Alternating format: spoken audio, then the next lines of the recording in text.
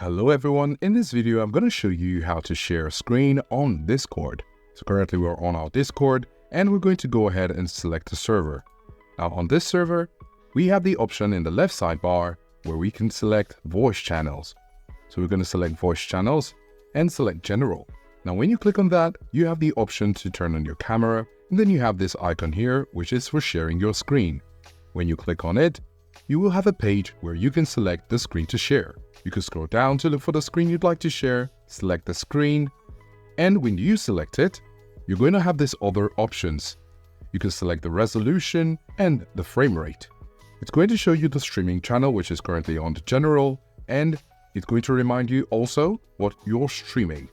You can decide to toggle this on or off depending on what you're sharing. Also share application audio. So if you're sharing audio, you want to have this box ticked on, but if you're not, you can leave it off.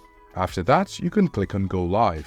And as you can see, we have our screen currently shared right here. If you found this video useful, please show your support with a like.